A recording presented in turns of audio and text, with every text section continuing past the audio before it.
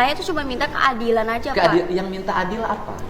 Waktu digusur itu tuh nggak ada musyawarah, cuman ada satpol PP datang, Ya, cuman pertanyaan, ngasih. Anda tinggal di tanah orang. Saya balik pertanyaannya.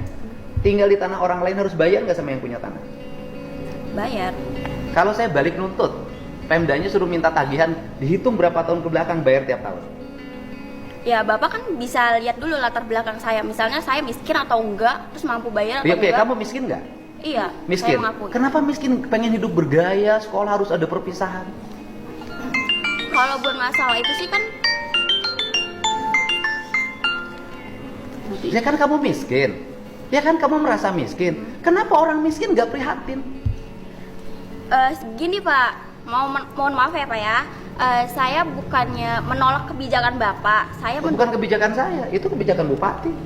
Iya, maksudnya apapun itu saya mendukung. Cuman jangan dihapus Pak, nggak semuanya orang itu kan bisa terima.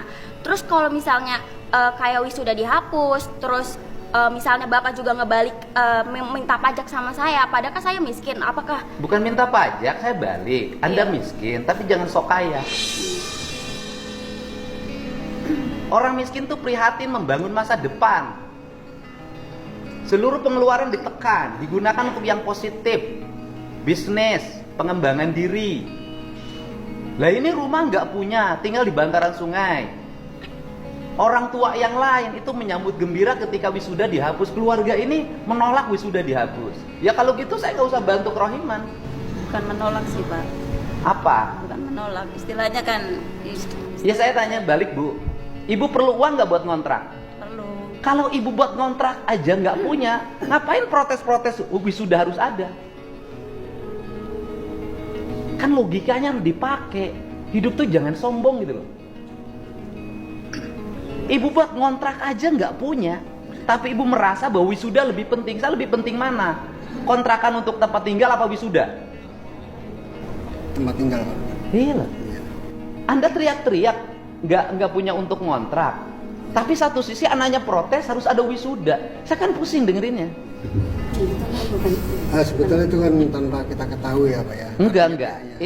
Ini kan ibunya mendukung, Pak. Iya, iya.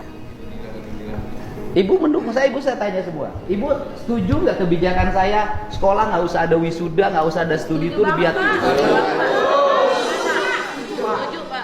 Jadi banyak kemarin, sekarang jadi orang mampu Pak. Iya, membebani orang tua. Nah kemarin kan ada yang nangis-nangis tuh di podcast saya di TikTok saya ada kan, karena tidak mampu bayar 5,4 juta. Loh, saya ini sayang sama rakyat.